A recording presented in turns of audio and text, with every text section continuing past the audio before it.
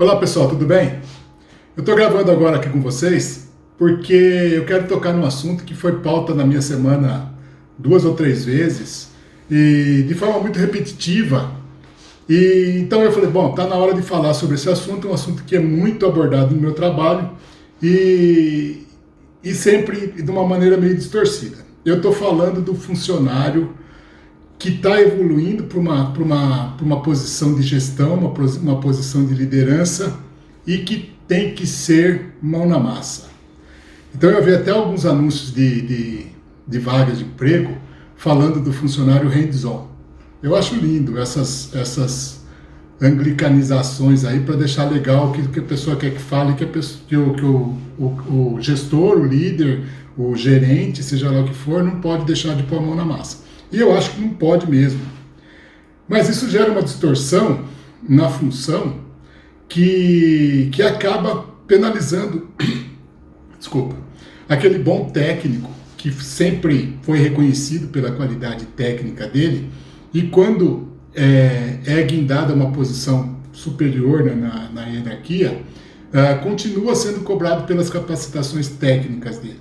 Então esse cara provavelmente não vai ser um bom gestor, é muito provável que não seja um bom gestor, porque ele não consegue largar da parte técnica e ele gosta, então olha só a incoerência, ele gosta, a empresa de certa forma explora isso porque o cara de fato é bom, e aí fica uma posição de liderança fazendo falta para uma equipe, para uma área eventualmente. Então, ao contrário, eu vejo muitos profissionais, também bons técnicos, que quando são promovidos para uma posição de liderança, desempenham magnificamente bem, conseguem assumir a nova função, sem abrir mão, obviamente, do conhecimento técnico que teve, que, aliás, foi aquilo que os levou à nova posição, mas sabem balancear isso, quer dizer, sabe que o conhecimento técnico é a base da evolução profissional dele, mas sabe que só com ela ele não vai continuar evoluindo. Então eu aproveito isso porque nesse vídeo eu quero abordar dois assuntos. Um conceito que eu uso no meu trabalho e que é muito útil para os funcionários em ascensão, e eu quero falar também uma dica de livro que eu falo aqui numa segunda parte desse vídeo.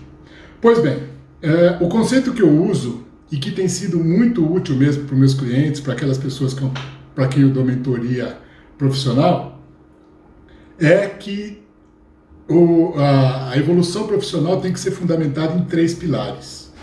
Então, imagine um bom técnico, e eu falo um bom técnico não apenas um técnico ligado à tecnologia, a funções técnicas, mas qualquer especialista, um cara que tem uma expertise pessoal muito boa, por exemplo, podemos citar um vendedor. Então, um bom vendedor, olha o exemplo que eu achei aqui. Um bom vendedor não necessariamente será um bom gerente de vendas ou um bom diretor comercial, porque são expertises muito diferentes, ou melhor, existe uma série de outras habilidades e competências no nível de gestão de equipe de vendas e no nível de diretoria comercial, que é uma visão estratégica de venda, estratégica da empresa, do que o vendedor, que é ali uma ação pessoal, seja um vendedor dentro de uma loja, para citar um exemplo mais comum, ou um vendedor técnico qualquer, né? Ele vai ter uma ação de abordagem pessoal e tal. Mas o que acontece com a maioria das empresas? Aquele melhor vendedor de uma determinada equipe acaba tendo que ser reconhecido de alguma maneira para fazer a retenção, e é uma necessidade de fato, e dá um cargo gerencial para ele. E começa a cobrar gestão, coisa que ele não aprendeu a fazer, ou, que é muito comum, não gosta de fazer. Ele gosta de vender. Então imagine um técnico, engenheiro elétrico. O cara gosta de operar um quadro elétrico, fazer uma manobra de risco e tal, e de repente ele vira gerente de uma operação qualquer. O cara não vai esperar 2 vezes quando tiver uma oportunidade e ele atravessar a própria equipe dele para ir lá ou executar ou orientar muito de perto, coisa que eventualmente ele não precisaria fazer. Eu digo eventualmente para ser comedido, porque na maioria das vezes não precisaria, não deveria. Mas ele vai, porque ele gosta e porque tem aquela necessidade de se mostrar o mão na massa, o hands-on. É muito comum isso. Então, o que eu digo para os meus clientes mentorados? Esse pilar técnico, que é a tua expertise, que é a tua garantia de evolução profissional, que foi tua garantia de evolução profissional até o momento, não garante mais a evolução profissional. Chegou num nível técnico que ou você adquire outras competências ou vai estagnar ali. Ou vai ser um gerente, coordenador, supervisor ou eventualmente até um diretor incompetente. Porque bateu no nível da competência. Não é incompetente por não querer fazer e tal, mas é porque tem outras habilidades e conhecimentos que não foram adquiridos, que não foram desenvolvidos ao longo do processo de desenvolvimento. Então, para simplificar, eu faço a analogia, a figura de linguagem dos 3 pilares. O pilar central, que é esse que te trouxe até aqui, é o pilar técnico. E reforçando, é o pilar da sua expertise pessoal, seja ela de que especialidade for, mas é a tua habilidade pessoal, aquela que te direcionou na carreira para esse ponto que você chegou. Os outros 2 são, um deles é o pilar estratégico.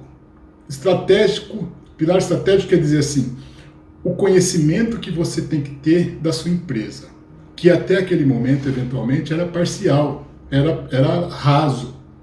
Quer dizer, você tinha uma função, para voltar àquele exemplo anterior, você tem uma função de vendedor, você não precisa saber detalhes da gestão organizacional, das políticas internas da empresa, a não ser aquelas que te afetam. Como gestor, como líder, como um gerente evoluindo na carreira, você tem que saber. Tem que saber para poder defender posição perante seus funcionários, poder entender a linha que a empresa está seguindo. Imagine que eu vejo muito um cargo operacional qualquer que foi promovido para um cargo de gestão e continua pensando com a cabeça do operacional lá. Não que seja isso um fator negativo, mas é um fator de visão parcial, ou seja, ele reclama de uma política da empresa porque desconhece da política, ele dá razão para funcionário que está reivindicando alguma coisa da qual a empresa não compactua, porque ele acha que quando ele estava lá ele também pensava daquele jeito, ele acha que aquilo continua valendo e tal. Os valores pessoais, a ética, a moral da pessoa não tem que mudar. O que tem que mudar é o entendimento da estratégia da empresa. E isso muda, e muda a visão. Quer dizer, se com isso, absolutamente, você não vai mudar a tua integridade pessoal, mas passa a entender coisas que até então não defendia e que por isso questionava de alguma forma. Tem que ter argumento, tem que ter convicção para poder apoiar a sua equipe, continuar fazendo ela acreditar na empresa e tudo mais, para que as coisas andem. E a estratégia também quer dizer como a empresa quer se relacionar com seus clientes, qual que é a visão de mercado da tua empresa. Isso tudo tem que estar muito claro à medida que você evolui.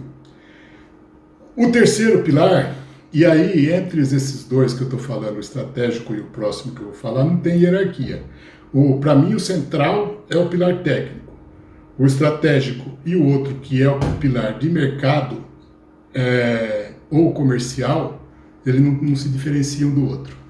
Tem que ver, tem que conhecer o seu cliente, conhecer o seu mercado. Não dá para conhecer bem a estratégia da empresa sem conhecer aonde ela está inserida. A empresa que tem uma estratégia própria, uma política própria, interna, ela está inserida num ambiente muito maior que é o mercado. E o mercado subentende-se aí, desde governo, mas falando da parte mais direta de relacionamento, clientes, fornecedores, parceiros e tudo aquilo que envolve a atividade da empresa. Se eu conheço bem a minha empresa e conheço bem o meu mercado, fica muito mais fácil fazer gestão, motivar as pessoas, direcionar as ações principalmente, porque eu sei com quem eu estou lidando. né? Quer dizer, pela estratégia eu sei para onde eu quero ir. Pelo mercado e pelos clientes eu sei com quem eu estou lidando. Mas esses três pilares ficariam muito frágeis se ele tivesse solto. Então eu coloco esses 3 pilares sobre uma base que tem que ser muito sólida e consistente, que é a tua equipe. Não adianta você estar bem fundamentado tecnicamente, conhecer absurdamente a estratégia e as políticas da sua empresa e conhecer o seu mercado, se você não tiver equipe que te sustente.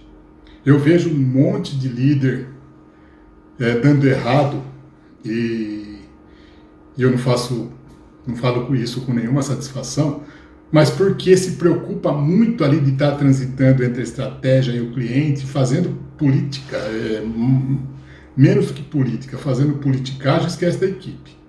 E aí, na hora que as coisas dão errado, foi porque ele não tinha equipe. Não é porque a equipe boicotou, não é porque a equipe sabotou, nada disso. É simplesmente porque a equipe não tinha norte, não tinha rumo, não tinha liderança.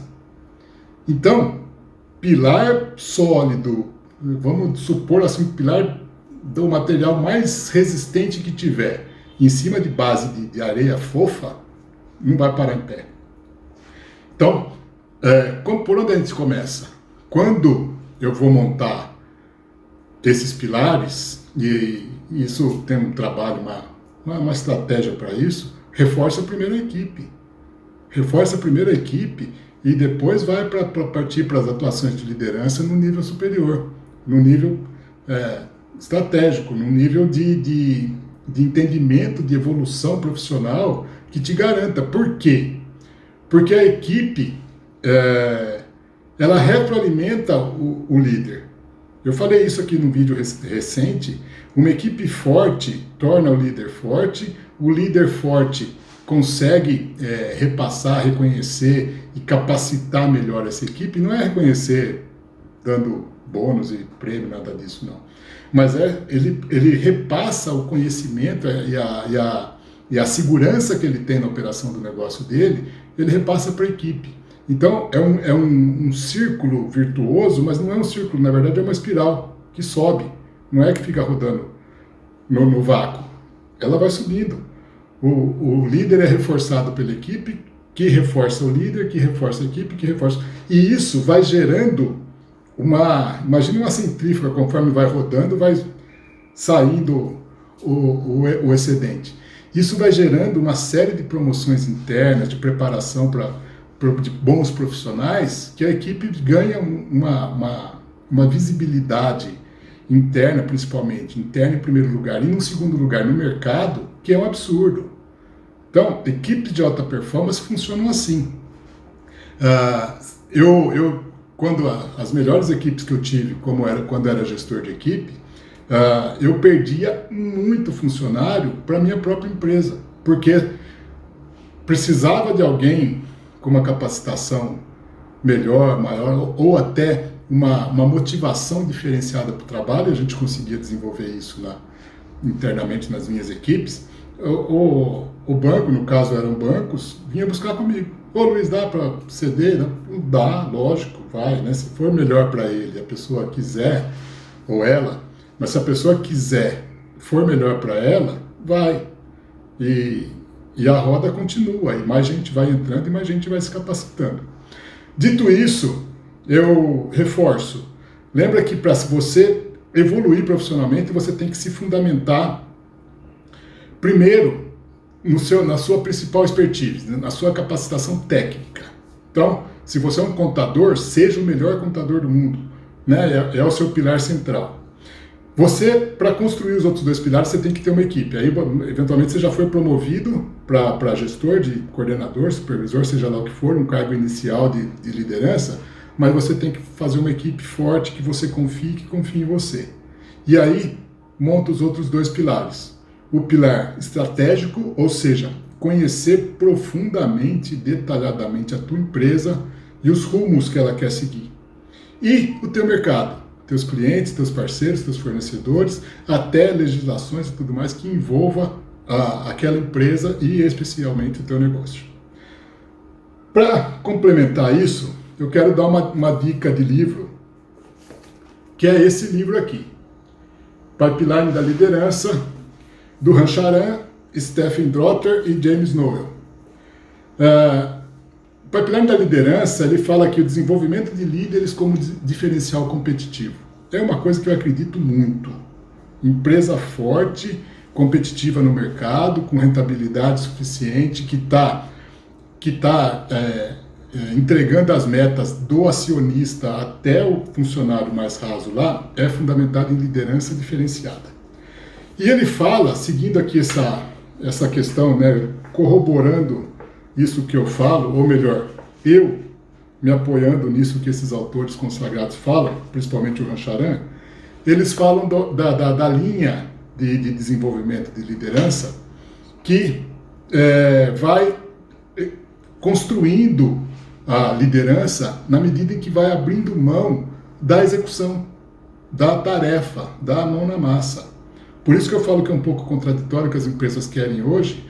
Eu quero um líder mão na massa, então ele vai ser um líder mais ou menos. Eu entendo essa pegada de ter o cara que esteja presente, que conheça tudo, mas é uma crítica pertinente, no meu entendimento, porque desvirtua algumas pessoas e apoiam, incentivam aquele cara que foi promovido de uma função técnica para um nível gerencial, para ter um reconhecimento de aumento de salário, por exemplo. Se vocês não sabiam, infelizmente isso acontece. Então, o cara é um bom técnico, eu preciso de aumento de salário, não dá mais, eu dou uma função de liderança para ele. Sem ele estar preparado, sem ter o perfil 100% afinado com aquilo. Mas, né, eu estou sendo irônico, não existe um ponto de ironia aqui, mas entenda-se que isso existe. Aí, quando você fala que quer o cara mão na massa, que quer o cara hands-on, reforça a posição desse cara de nunca assumir uma liderança de fato, uma gestão de fato de um negócio, de um pequeno, da área dele, que seja que tamanho que for, porque ele é incentivado a ir lá pôr a mão na massa. Né? Ele está lá, ele tem o macacão de operador lá na sacola dele, na mala de trabalho dele. Precisou, ele vai com o maior prazer do mundo.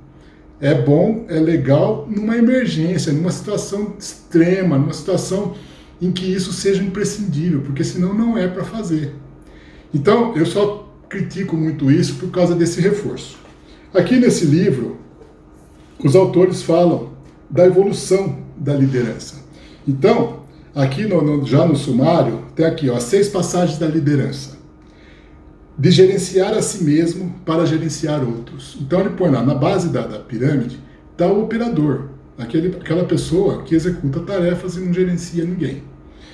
E o próximo step dele é gerenciar equipes. Ele vai gerenciar outros, no caso, nessa evolução, ele vai gerenciar outros naquela função que ele fazia. Vai ser, no caso, aí um supervisor de área e tal. Aí vai de gerenciar outros a gerenciar gestores. Subiu o nível de gestão, ele eventualmente é um gerente inicial, lá, no máximo um nível de média gerência, gerenciando coordenadores ou supervisores de equipe. Ele já tem que deixar de executar muito mais coisa para adquirir mais habilidade de liderança. E aí vai subindo, de gestor de gestores a gestor funcional, de gestor funcional a gestor de negócios a gestor de grupos, aí está indo nos vários níveis de alta gerência, diretoria, até o de gestor de grupo a gestor corporativo, que segundo os autores é um só, né? No caso, o CEO, o presidente, o country manager, seja lá o título que tiver na empresa, esse é aquela pessoa. Pense que em todos os níveis, para você subir de um nível para o outro, você tem que ter uma equipe boa, né? No caso, a partir daquele que não tem equipe. Mas você tem que ter uma equipe boa que te possibilite aprender um nível superior. Porque senão você fica lá com a mão na massa e não tem tempo de aprender outro nível. E você só consegue fazer isso se você preparar aquela equipe. E tem que abrir mão da execução. Então, assim, você vai diminuindo de 100% de execução para 80%, para 50%, para 20%, até na hora que chega lá no CEO, no country manager, que seja, ele não tem função de tarefa. ele é o estrategista, é o responsável pelas relações institucionais plena, ainda que tenha um VP para isso, ainda que tenha uma diretoria específica, mas quem faz isso de fato, determina o rumo, é essa pessoa. Então, meu recado de hoje é esse: não dá para ficar pensando em evolução de carreira se for 100% mão na massa. E eu estou contradizendo o senso comum. Todo mundo quer o cara mão na massa, o cara que vai lá e faz, que executa tal. Execução é uma coisa, gestão é outra, liderança é um complemento, é uma parte do trabalho do gestor. Então, se não quiser largar do osso, como eu costumo dizer, não vai conseguir ser um bom gestor.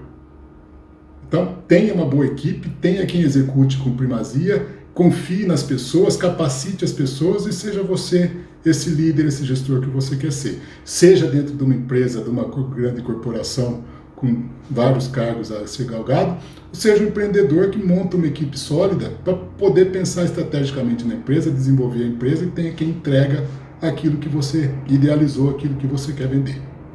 Ok, gente? Reforçando aqui, o livro Pipeline da Liderança, do Rancharan. Esse já tem alguns anos, mas ele está no mercado ainda. Tem um outro autor que fala muito sobre esse assunto aqui, que chama Elliot Jaques.